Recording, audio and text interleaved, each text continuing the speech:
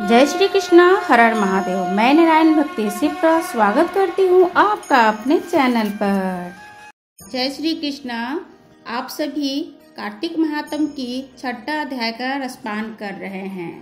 पिछले पंचम अध्याय में आपने नारद जी के द्वारा पूछे जाने पर कार्तिक महात्म में यानी कार्तिक के महीने में सर्वप्रिय व्रत कौन से हैं उसके बारे में आपने सुना। अब आप छठा अध्याय का रसपान कीजिए। सूत जी ने ऋषियों से आगे कहा कि ब्रह्मा जी से अब तक की 5 अध्यायों में विभिन्न कथा सुनकर श्री नारद जी गदगद हो गए थे। वे ब्रह्मा जी को प्रणाम करके विनम्र भाव से बोले कि हे पितामह, अब कृपा कर कार्तिक मास के महात्म का विस्तार पूर्वक वर्णन कीजिए। नारद जी के सुख से यानी मुख से यह सुनकर ब्रह्मा जी बोले, हे पुत्र, तुम बहुत ही उदार हो, सभी प्राणियों का भला चाहने वाले हो, इसलिए मृत्यु लोक के निवासियों के भले के निमित्त ऐसे प्रश्न पूछ रहे हो तो सुनो। आज मैं तुम्हें ऐसी कथा कहता हूँ जिसे पढ़ने और सुनने मात्र से समस्त पापों का नाश हो जाता है। अपनी बात को आगे बढ़ाते हुए ब्रह्मा जी ने कहा कि सुनो नारद, साधुओं संतों का सत्संग अति पावन और दुर्लभ होता है। ये सांसारिक भय और दुख को दूर कर देता है और ज्ञानी यानी ध्यानियों को मोक्ष प्रदान करता है। जिसकी जैसी कामना होती है उसको वैसी कामना पूर्ति हो जाती है। जिस प्रकार गंगा जी के पाप को धो देती हैं और सूर्य पापों को भस्म कर देता है, उसी प्रकार संत समागम पाप, ताप तथा दीनता तीनों को ही नष्ट कर देते हैं। आधे क्षण का साधु समागम भी मोक्ष प्रदान करने वाला होता है। इतनी बात सुनकर तमाम ऋषियों और मुनियों ने कहा कि हे पितामह, हे सूत जी, अब आप कृपा कर कार्तिक मास महात्म का इतिहास तथा प्रसंग सुनने की कृपा कीजिए। तो श्री सूत जी बोले कि हे ऋषियों, एक समय चंद्रवनी एवं कमल के समान कमल नयनी सत्यभामा ने मन ही मन विचार किया कि मैं धन्य हूँ जिसके पति देव स्वयं त्रिलोकनाथ भगवान मधुसूदन है और वे 16,108 रानियों में से सबसे बढ़कर मुझे प्रेम करते हैं। जिस कल्प वृक्ष की पृथ्वी पर बसने वाली प्राणी बात तक नहीं जानते, वो कल्प वृक्ष स्वयं मेरे आंगन में लगाया हुआ है। ऐसा विचार कर सत्यभामा जी ने श्री कृष्ण भगवान से कहा कि हे प्रभु, हे नाथ, मैं आपसे एक बात पूछना चाहती हूँ। आशा है कि आप मेरे हित के लिए मेरी इन बातों का उत्तर देवेंगे। तो सत्यभामा की ये बातें सुनकर भगवान श्री कृष्ण बोले, सत्यभामा का हाथ पकड़कर कि कल्प वृक्ष के नीचे ले गए। भगवान ने कहा कि हे सत्यभामा, मैं अपनी सब रानियों में से तुम्हें ही सबसे प्रिय मानता हूँ। मैंने तुम्हारे स्नेह के वश सूर्यराज इंद्र से विरोध करके यह कल्प वृक्ष स्वर्ग से लेकर तुम्हारे आंगन में लगा दिया है। मैं तुम्हारे लिए न देने वाली आदेश यानी वस्तु भी दे सकता हूँ और जो न कहने वाली बात हो वो भी मैं बतला सकता हूँ। अब यदि तुम मुझे गुप्त से भी गुप्त बात पूछोगी तो भी मैं तुम्हें बता दूंगा। भगवान श्री कृष्ण की बात सुनकर सत्यभामा गदगद होकर बोली, हे स्वामी, हे नाथ, यदि आप मुझे इतने प्रसन्न हैं और मुझे इतना प्रेम करते हैं तो मुझे यह बताने की कृपा कीजिए कि मैंने पूर्व जन्म में ऐसा कौन सा शुभ कार्य किया था जिससे मुझे आपकी अर्धांगिनी बनने का सौभाग्य प्राप्त हुआ है। आपके साथ गरुड़ पर बैठकर ब्रह्मलोक तथा इंद्रलोक में जाने का अवसर भी मिला है। हे नाथ, पूर्व जन्म में मैं कौन थी तथा किसकी कन्या थी, सो आप मुझे विस्तार पूर्वक सुनाने की कृपा कीजिए। सत्यभामा की ये बात सुनकर भगवान श्री कृष्ण मुस्कुराते हुए बोले, सत्यभामे, मैं तुमको समस्त वृतांत विस्तार पूर्वक सुनाता हूँ, एकाग्रचित्त होकर सुनो। सत्ययुग में अंत में मायापुर नगर में अत्रि कुल में देव शर्मा नामक 4 वेदों, 6 शास्त्रों तथा 18 पुराणों का ज्ञाता एक ब्राह्मण रहता था।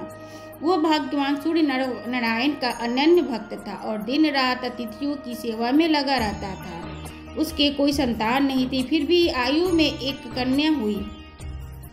अतः बुढ़ापा अवस्था में उनको एक कन्या हुई जिसका नाम गुणवती रखा गया। देव शर्मा ने अपने एक शिष्य का नाम चंद्र प्रकाश था के साथ अपनी कन्या गुणवती का विवाह कर दिया। चंद्र प्रकाश अपने ससुर की पिता के समान सेवा करता था। एक दिन देव शर्मा अपने दामाद के साथ लकड़ियां लेकर वन में गया। तब वन में उन्होंने इधर उधर फिरते हुए एक महाभयानक राक्षस को देखा। उसको देखकर उन दोनों के हाथ पैर फूल गए और भागने में असमर्थ होने के कारण वे दोनों ही उस राक्षस के हाथ लग गए तथा उसके द्वारा मारे गए। परंतु उस क्षेत्र तथा अपनी भक्ति के प्रभाव के कारण वे मेरे वैकुंठ धाम को चले आए।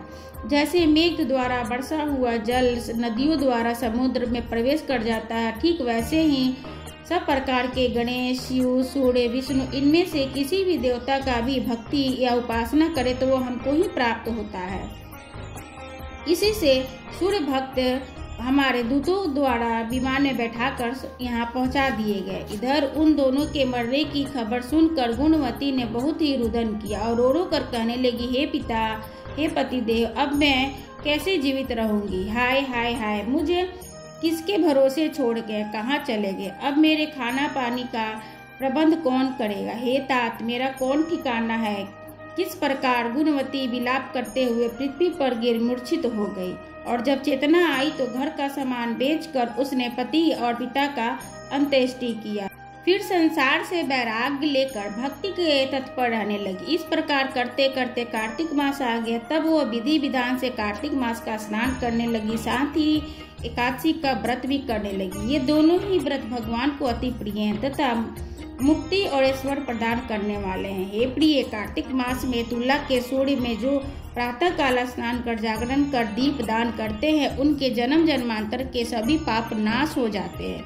जो मंदिर में प्रातः झाड़ू लगाते हैं तथा भगवान का पूजन करते हैं, वे जीवन मुक्त हो जाते हैं। जो तुलसी के वन की पालना करते हैं, वे फिर इस संसार में जन्म नहीं लेते। एक दिन गुणवती ज्वर से पीड़ित हो गई और असहनीय पीड़ा में भी दुर्लभ शरीर होते हुए गंगा स्नान को कष्ट सहते हुए गई। स्नान करके गंगा जी में प्रवेश करते ही मारे शीत के उसका सारा शरीर थरथर कांपने लगा और वो शिथिल होकर वहीं गिर पड़ी। उसी समय विष्णु भगवान के दूत सुंदर विमान लेकर गए और विमान में बैठाकर विष्णु लोक ले आए।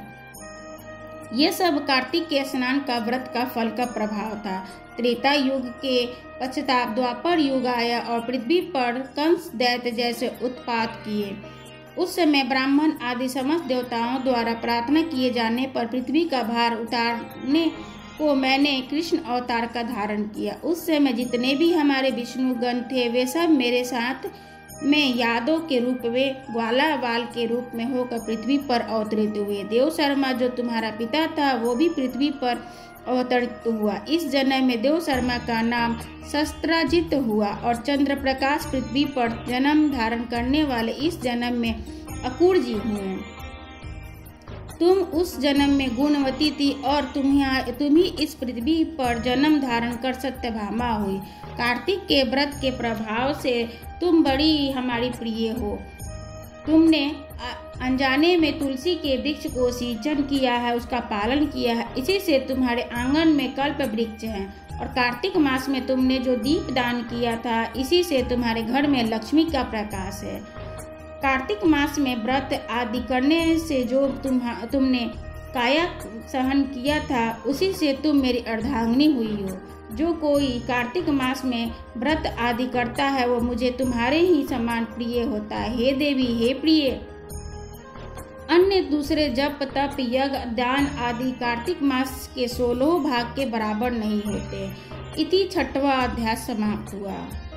कल आप सभी 7वां अध्याय का रसपान करेंगे, जिसमें आप ऋषि मुनियों ने महात्मा के वर्णन सुनेंगे।